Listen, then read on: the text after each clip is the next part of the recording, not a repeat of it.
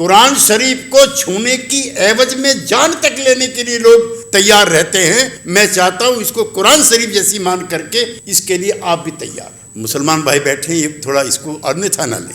संविधान के मामले में मुसलमान बन जाओ, खबरदार जो छुआ कि खबरदार अगर इसको छुआ तो यही हमारी गीता है, यही हमारी कुरान है, यही हमारी बाइबिल है और यही हमारा गुरु ग्रंथ साहब। अमेरिका है, वहां भी काले और गोरे का भेद है जैसा आपके यहाँ है। और उन्होंने तो अपने राष्ट्रपति भवन का नाम ही व्हाइट हाउस रख दिया था, लेकिन उसमें भी काला बैठा नहीं बैठा काले रंग का आदमी। लेकिन आपको अभी और लड़ाई लड़ कि डॉक्टर अंबेडकर कितने सही थे। हालांकि मैं गांधीवादी विचारों से प्रभावित हूं, तो भी डॉक्टर अंबेडकर की मैं उस अवधारणा को भी सही मानता हूं कि शेड्यूल कास्ट के एमएलए एमपी उनके भी लोगों के द्वारा जीत कर अगर पहुंचे तो वो ज्यादा स्वाभिमानी। जब हम जाते हैं वोट मांगने के लिए, मेरे साथ मेरी जो पार्लियामेंट्री कॉन्स्टिट्यूंसी है उसमें हर एक में एक शेड्यूल कास्ट, मैं हाथ मिलाता हूं और शेड्यूल कास्ट का जो एमएलए का उम्मीदवार है वो पैर छू, एक ही पार्टी, एक ही चुनाव चिन्ह। तो डॉक्टर अंबेडकर ये भी चाहते थे, हालांकि महात्मा गांधी का पूना पैक्ट वाले आप सब लोग हो, और उसमें गांधी जी ने एक बार जब ये चलाया दलित आंदोलन, अनड्रेस्ड होना, छोटे कपड़े पहनना, दलित बस्तियों में लिखना, तो डॉक्टर अंबेडकर एक चिट्ठी लिखते हैं उसको गांधी को कि महात्मा गांधी की जो हिंदू की जाति व्यवस्था है तो उसका सबसे चतुर चालाक दलाल है। हिंदू की जाति व्यवस्था का सबसे ज्यादा चतुर चालाक दलाल है। चूंकि गांधी ये हरिजन उद्धार चला रहे थे, लेकिन सारे सुधारवादी कदम थे। गांधी क्या लिखते हैं कि डॉक्टर साहब आपने मुझे कम गालियां दी, मेरे पुरखों ने पीढ़ी दर पीढ़ी आपके पुरखों के साथ जिस तरह का व्यवहार और अपमान किया है उसके मुकाबले में आपकी गालियां कम। देश और समाज तब बनता है। डॉक्टर अंबेडकर का गुस्सा झेलने की भी हिम्मत और ताकत समाज के उन नेताओं के पास होनी चाहिए जो उस दौर के नेता हो। अब तो एक चीज में जरूर आप लोगों से कहना चाहते, मेरे मुसलमान भाई बैठे, ये थोड़ा इसको अन्यथा ना ले। संविधान के मामले में मुसलमान बन जाओ, खबरदार जो छुआ। कुरान शरीफ को छूने की एवज में जान तक लेने के लिए लोग तैयार रहते हैं। मैं चाहता हूं इसको कुरान शरीफ जैसी मान करके इसके लिए आप भी तैयार कि खबरदार अगर इसको छुआ तो यही हमारी गीता है, यही हमारी कुरान है, यही हमारी बाइबिल है और यही हमारा गुरु ग्रंथ साहब। और माफ करना, अगर डॉक्टर अंबेडकर ने शुरू में तो संविधान सभा में कई लोगों ने कहा कि जो ऊंची जात के लोग, पढ़े लिखे लोग हैं, इनकम टैक्स वाले लोग हैं, उनका वोटिंग राइट होना चाहिए। गांधी जी ने भी यद्यपि उनका साथ दिया इसमें, लेकिन अगर अडल्ट फ्रेंचाइज ना होता तो मैं बहुत जिम्मेदारी के साथ कहता हूं आपका इस कॉन्स्टिट्यूशनल क्लब में भी प्रवेश आज वर्जित होता। आप आ नहीं सकते थे, यहाँ पर बाहर गिरफ्तार होते कि यहाँ का माहौल खराब करना है, बाहर रहो। तो ये रुतबा, ये जलवा कि आज संविधान कॉन्स्टिट्यूशनल कलम में आप बैठे हो, ये भी डॉक्टर अंबेडकर का। इसलिए जान चली जाए लेकिन संविधान नहीं जाना चाहिए। ये आपकी आने वाली पीढ़ियों की भी आजादी की शर्त है और ये भी तय करो। बहुत अपमान है मुझको तो समाज परिवर्तन की कुछ भी करो इस देश में कोई दिक्कत नहीं, लेकिन इसको मत छू। इसको छूने की मनाही है। जिसने ये छुआ वो मरा। वीपी सिंह जी ने छुआ। अब वीपी सिंह जी की मृत्यु और जन्मदिन लोगों को याद नहीं। बागेश्वर धाम का तो सबको याद हो गया, लेकिन जो हमारा बागेश्वर धाम उसका किसी को याद। और मैं उस चीज को भी आपके बीच में शेयर करना चाहता हूँ। जब मंडल कमीशन लगा तो कई बच्चों ने आत्महत्याएं करनी शुरू, हमने संसद में पूछा, बाहर भी। और मैं आपसे भी कहना चाहता हूँ 1947 से पहले जितनी भी सरकारी नौकरियां थी, क्लास 1 की और क्लास 2 की सारी नौकरियां या तो अंग्रेजों के पास थी या उनके गुलामों के पास थी। तब किसी ने आत्महत्या नहीं, तब कोई विरोध नहीं। इसलिए जब उसको देखने के लिए लाल कृष्ण अडवाणी जी और मदन लाल खुराना जी जब जाते हैं एम्स के अंदर, गोस्वामी नाम है उस लड़के का, तो जितने डॉक्टर हैं वो सब घेर लेते हैं दोनों कि जनता दल से समर्थन वापिस लो। आपने क्या कर दिया? और मैं बहुत जिम्मेदारी के साथ कहना चाहता हूं कि सबसे ज्यादा आरक्षण का विरोध वो डॉक्टर लोग करते। ऐसी चीज सुनने को मिलती है कि आपने इतने 15-20% वालों को डॉक्टर बना दिया तो जो लोगों को जान से मार देंगे। उसी दिन अडवाणी जी तय करते हैं कि अब इस सरकार के साथ नहीं रहेंगे और वहीं से वो सारनाथ से अपना रथ लेके चलते। और अब मैं आपको दूसरी चीज बताना चाहता हूं कि उसका असर क्या हो। एजेंडा सबका वही हो गया है जो डॉक्टर अंबेडकर ने, कर्पूरी ठाकुर ने और वीपी सिंह ने तय किया था, वो है सामाजिक। एक पार्टी बताओ, देश का प्रधानमंत्री मुजफ्फरपुर की और पटना की सभाओं में कहता है कि भाइयों बहनों वो दिन चले गए जब ये पार्टी कुछ जातियों की पार्टी हुआ करती, अब ये दलितों की है, महादलितों की है, पिछड़ों की है, अति पिछड़ों की है। ये भाषा बदली, ये आपकी ताकत का नतीजा, ये आपकी चेतना का नतीजा। कांग्रेस पार्टी, कोई मित्र अगर उसके हमदर्द हो तो मुझको विरोधी ना माने। जिस दिन सरकार वीपी सिंह की जारी थी, अविश्वास प्रस्ताव कांग्रेस पार्टी का था और समर्थन भारतीय जनता पार्टी का था, तब हमारी सरकार, वो भी हम भूलते नहीं है। 2 सरकारें बनी और दोनों कुर्बान हुई आरक्षण के नाम पर। पहली सरकार थी कर्पूरी ठाकुर की 1978 में, जब मुंगेरी लाल कमीशन की रिपोर्ट उन्होंने 1978 में रखी, तो भारतीय जनसंघ के जो लोग उस समय थे, कांग्रेस ओ के जो लोग उस समय थे, और जो इस तरह की जो प्रतिगामी ताकतें थी, सबने मिलकर के कर्पूरी ठाकुर को मुख्यमंत्री पद से हटाया। जब मंडल कमीशन की अनुशंसाएं 7 अगस्त 1990 में लागू की गई, तब कांग्रेस पार्टी और हमारी अपनी भी पार्टी, एक चीज और ध्यान रखिए, कर्पूरी ठाकुर जनता पार्टी में थे, 2 हिस्सा होगी, वीपी सिंह जनता दल में थे, 2 हिस्सा होगी, और सब अपनी अपनी माँ के पेट में जाके चिपक गए जो जहां पैदा हुए। हमने अपनी कतारों में से जो हमारे साथ थे, हमारे साथ जीत करके आए थे, जब मंडल लगा, जब मुंगेरी लाल लगा, सब अपनी अपनी जातियों के साथ चले। इसलिए आज वो दौर नहीं है। कांग्रेस का अधिवेशन हुआ रायपुर में, सारे वही नारे हैं जो समाजवादी आंदोलन के या बहुजन आंदोलन के, जू का तू उन्होंने पास किया। और जातिगत जनगणना 1931 में पहली बार अंग्रेज का राज था। आज तो आप कह भी देते हो कि गर्व से कहो हम जाटव हैं, गर्व से कहो हम पिछड़े हैं, गर्व से कहो हम ये हैं, अमुक अमुक जातियां हैं। उस समय नहीं कह सकते, उस समय जात छिपाते थे। हमारे पश्चिम यूपी में एक बरादरी है, इन कल्याण सिंह जी की जो मुख्यमंत्री थे, वो लोध हैं, पिछड़े हैं, लेकिन उन्होंने नाम दे रखा लोध राज। वो नहीं कहते, शर्म की वजह से, संकोच की वजह से, सामाजिक अपमान की वजह से। पूर्वांचल में बनारस के आसपास के जितने भी जिले हैं, उसमें कुर्मियों की बहुत तादाद है। हम जब जाते हैं उधर सभाओं में, तो वो कुर्मी लोग लिखते हैं कुर्मी क्षत्रिय सभा। क्षत्रिय उनको कुर्मी नहीं मानते, बैकवर्ड मानते हैं, और वो कह रहे हैं जात छिपाने के लिए हम ये। इसलिए हम चाहते हैं कि 1931 में सब लोग अपनी जात छुपा रहे थे और अपनी जात को बड़ी जाति में परिवर्तित कर रहे थे, चाहे एससी थे, एसटी थे, बैकवर्ड थे या अति बैकवर्ड। लिहाजा जातिगत जनगणना होना इसलिए भी जरूरी है ताकि जात का पर्दा फाश हो सके। और जब ये होगा, बिहार सरकार ने की है, मैं कोई ऑफिशियल घोषणा नहीं करता हूं, लेकिन पिछड़ों की तादाद भी बढ़ी हुई है और शेड्यूल कास्ट की तादाद भी बढ़ी। फिर दूसरा नारा है, जिसकी जितनी संख्या भारी उसकी उतनी हिस्सेदारी। अगली लड़ाई वो चुनाव का मुद्दा 2024 का इंडिया का, हमारे गठबंधन का होगा, सारे देश में जातिगत जनगणना कराई जाए।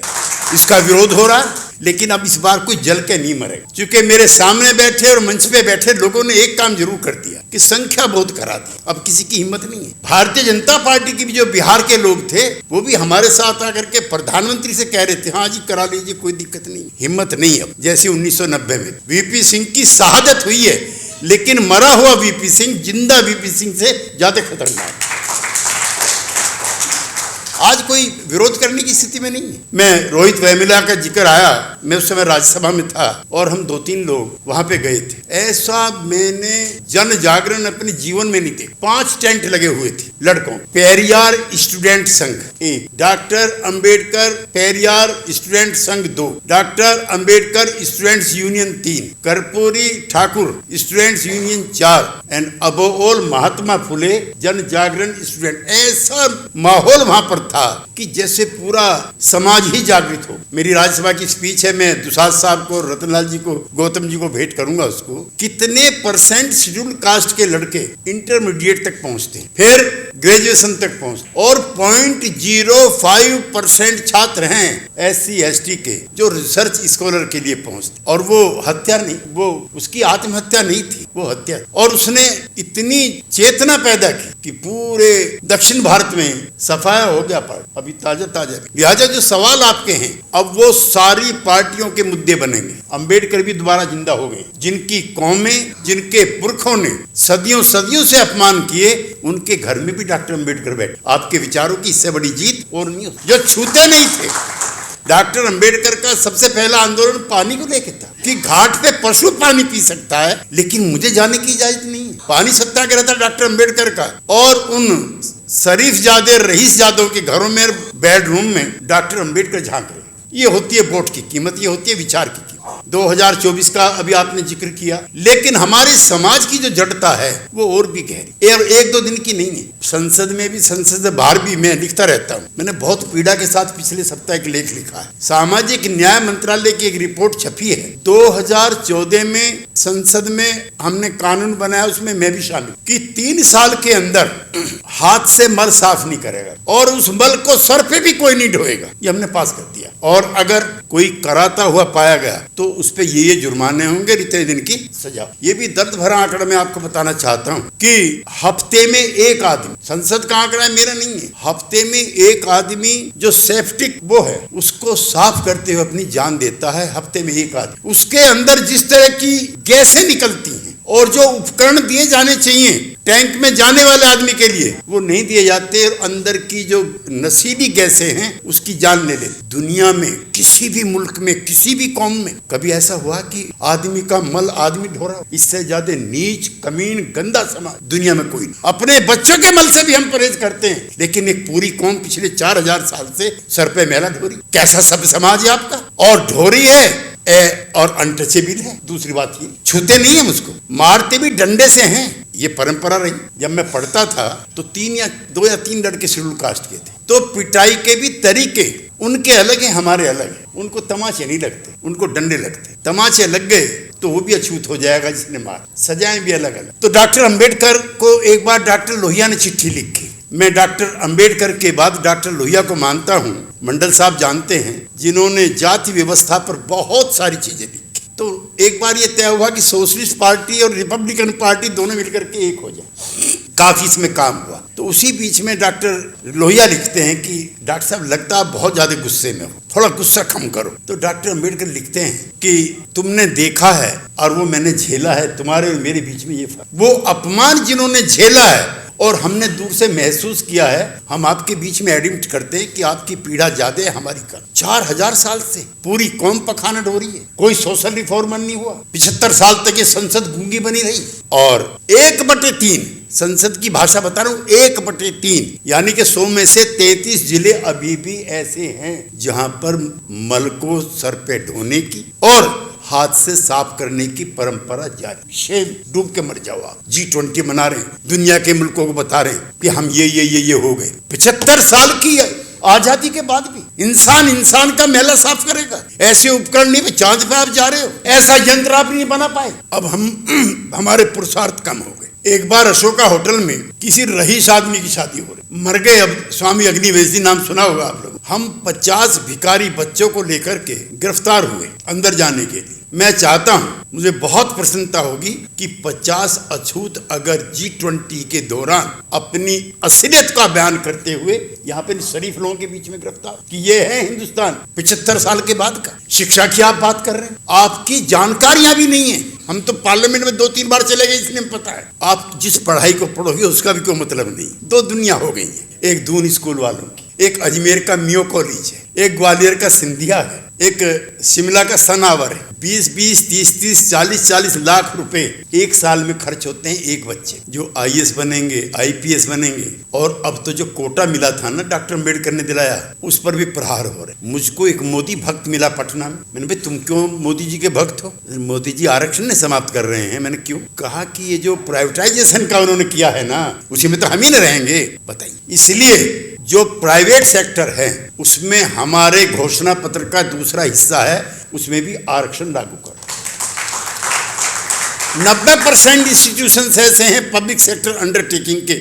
मैं पार्लियामेंट की इंडस्ट्री कमेटी का चेयरमैन रहा हूं, उस नाते भी आपसे कहना चाहता, सबका डीनेशनलाइजेशन कर रहे हैं। एयरपोर्ट अथॉरिटी ऑफ इंडिया का मैं मेंबर रहा हूं, इतने मुनाफे में थी, उसका भी कर दिया आपने, सारी चीज बेच दी। किस लिए? आप लोग ना चले जाओ वहां। तीसरा और बड़ा, क्लास 2 की जो गवर्नमेंट सर्वेंट अफसर होंगे सब जानते होंगे, अब सीधे भर्ती की प्रक्रिया शुरू हो रही और उसमें आरक्षण नहीं है। योग्यता, तो भाई योग्यता में डॉक्टर लोहिया ने भी लिखा, डॉक्टर अम्बेडकर ने भी। भाई 3000 साल में जिसके घर में एक आदमी 2 क्लास पास नहीं कर पाया, कैसे आप एक विकलांग को 4 टांग वालों से कहते हो कि कंपीट करो? वो कैसे करेगा? एक लंगड़ा आदमी 2 टांग वाले से आगे कैसे निकलेगा? जितने भी SC, ST, बैकवर्ड माइनॉरिटी के लोग हैं, ये सब विकलांग हैं और उनको कहा जा रहा है कि आप उनसे मुकाबला करो। तो अब नौकरियों में ये भी होगा। और तीसरा चौथा जो सबसे बड़ा है, एक भी कायदे के प्रोपोर्शनल रिप्रेजेंटेशन नहीं है जुडिशरी में। इसलिए आपके हक में कोई फैसला नहीं होता। तीसरी चीज हमने अपने घोषणा पत्र में जुड़वाई है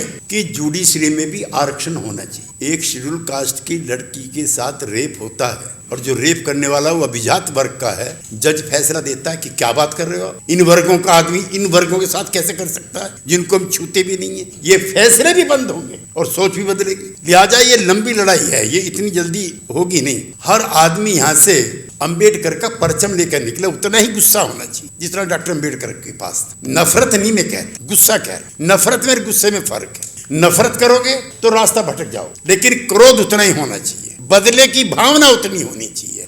इस सिस्टम को तोड़ने के लिए मन मजबूत होना चाहिए। आपको कुछ मिले ना मिले, लेकिन आपकी आने वाली पीढ़ियां सम्मान के साथ जी। आप अपने बच्चों की लड़ाई लड़ो, उनको वो अपमान न झेलना पड़े जो आपने और आपके पुरखों ने झेला, जात के नाम पर, धर्म के नाम।